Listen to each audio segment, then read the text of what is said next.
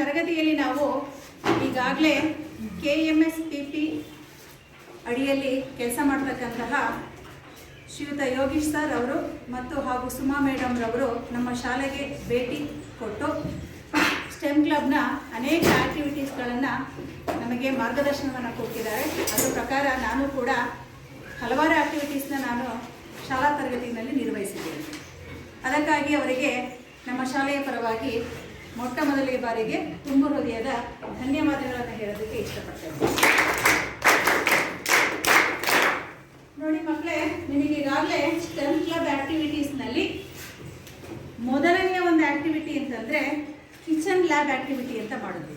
Kitchen lab activity ಅಂತಂದರೆ ನಮ್ಮ ದೈನಂದಿನ ಜೀವನದಲ್ಲಿ ನಾವು ಆಹಾರಕ್ಕಾಗಿ ಬಳಕೆ ಮಾಡ್ತಕ್ಕಂತಹ ಅನೇಕ ತರಕಾರಿಗಳು ಮತ್ತು ಹಣ್ಣುಗಳು ಮತ್ತು ಇತರ ಆಹಾರ ಸಾಮಗ್ರಿಗಳಲ್ಲಿರ್ತಕ್ಕಂತಹ ಆಹಾರ ಪದಾರ್ಥಗಳಲ್ಲಿ ಯಾವ ಯಾವ ರಾಸಾಯನಿಕ ಪದಾರ್ಥಗಳಿರ್ತವೆ. ಫಾರ್ ಎಕ್ಸಾಂಪಲ್ ಹೇಳಬೇಕು ಅಂತಂದರೆ ಈರುಳ್ಳಿ, ಬೆಳ್ಳುಳ್ಳಿ, ಮೂಲಂಗಿ, ಕೋಸು ಇವುಗಳಲ್ಲಿರ್ತಕ್ಕಂತಹ ಕೊಟ್ಟಿದ್ದೀವಿ. ಅದೇ ಥರ ಮೊಸರಿನಲ್ಲಿ ಇರ್ತಕ್ಕಂತಹ ಲ್ಯಾಕ್ಟಿಕ್ ಆಮ್ಲದ ಬಗ್ಗೆ, ಅದೇ ಥರ ಟೊಮೆಟೊ ಹಣ್ಣಿನಲ್ಲಿರ್ತಕ್ಕಂತಹ ಆಕ್ಸಾಲಿಕ್ ಆಮ್ಲದ ಬಗ್ಗೆ, ಹುಣಸೆ ಹಣ್ಣಿನಲ್ಲಿರ್ತಕ್ಕಂಥ ಟಾರ್ಟಾರಿಕ್ ಆಮ್ಲದ ಬಗ್ಗೆ, ಈ ಎಲ್ಲ ವಿಷಯಗಳನ್ನು ಕೂಡ ನಾವು ನಿಮಗೆ ಹೊರಗಡೆಯಲ್ಲಿ ಒಂದು ಆ್ಯಕ್ಟಿವಿಟಿ ರೂಪದಲ್ಲಿ ನಿಮಗೆ ಈಗಾಗಲೇ ಮಾಡಿಕೊಟ್ಟಿದ್ದೀವಿ.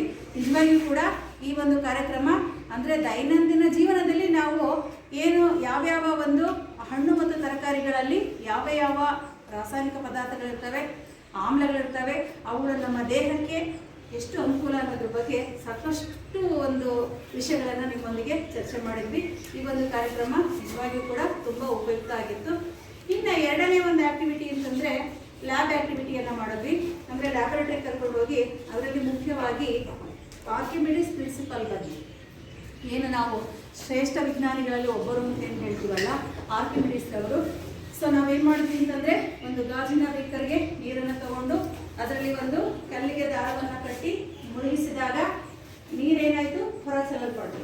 ಆ ಹೊರ ಚೆಲ್ಲೋದಕ್ಕೆ ಏನು ಕಾರಣ ಅನ್ನೋ ಒಂದು ಕ್ಯೂರಿಯಾಸಿಟಿ ನಿಮ್ಮಲ್ಲಿ ಉಳ್ಕೊಳ್ತಾ ಬಂತು.